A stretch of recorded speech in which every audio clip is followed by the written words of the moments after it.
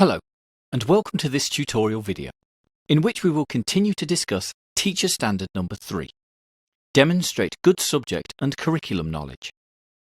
The focus in this tutorial is on the second section, Demonstrate a critical understanding of developments in the subject and curriculum areas and promote the value of scholarship. So let us start with the key phrase, critical understanding. This is all about demonstrating critical thinking and analysing and evaluating the information you gather about your subject. Simply put, you need to determine what is useful, with whom, and when. You will receive information from your school, but it is also important that you are proactive in researching your own subject and pedagogy. Make sure that you keep up with new developments by reading the education press and relevant journals.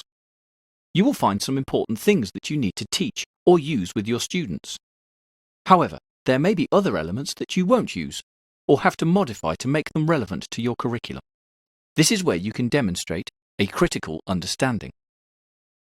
Let's look at what is meant by developments in subject and curriculum. With regard to subject, developments are anything new or being worked on. Often we hear of new findings, prototypes of products within the area that we teach. I'll give you some examples. A new adaptation of a play into a coming film might be something to consider in English or drama. Perhaps new research into, say, global warming might be something that you want to discuss with science students, or even those you tutor generally. Perhaps a historical find that raises questions with regard to current understanding is relevant to your history students. Even things like the upcoming release of a new smartphone may have implications to your subject, whether it is new technology to be discussed in cross-curriculum ICT or new camera filters that are relevant to art. Clearly, you can't be expected to know or use everything. But that is where your critical understanding comes back into play. With regard to actual curriculum, developments are something that you will have to plan and prepare for, but usually won't put into practice until they become part of the curriculum that is relevant to your students. Many curriculum changes and government initiatives require a great deal of work, so it is good to catch them early. It is vital that you don't confuse the actual curriculum with curriculum area. Curriculum area should be thought of in a very similar way to the subject. There are two things that should be considered when differentiating between subject and curriculum area. First, the curriculum area involves all the subjects and cross-curricular practices that are required to teach well in a given subject. For example, to teach science, you will need to understand the similarities and differences between methods used in mathematics and those directly related to your subject. It is common for there to be differences that can confuse students if not addressed. You will also need to know about the way technology is taught, and even writing for meaning from English. So, the simple task of understanding developments instantly becomes wider and more difficult.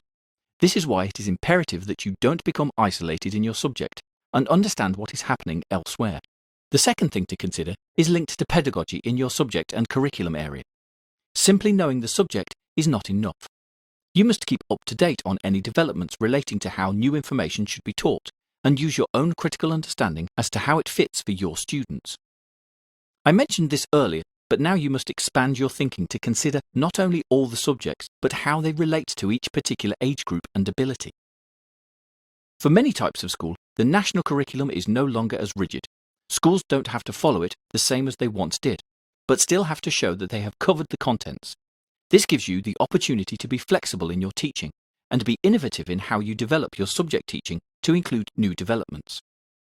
Let's turn our attention to promoting the value of scholarship. This is really about being collegiate in what you're doing. So if you find a piece of research or something in development, make sure that you're sharing it with others and encouraging them to do further research and develop it for the benefit of students. Conversely, you must interact with your colleagues from across the school to ensure that you are aware of what they are teaching and how they teach. So let's look at the evidence you might submit.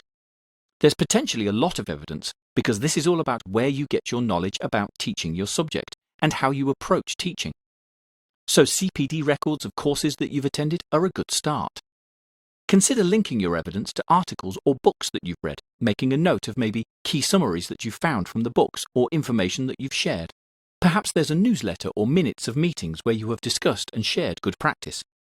You could submit your planning documents to show that you have critically considered new information and chose to teach it, as well as observations of you putting the planning into practice.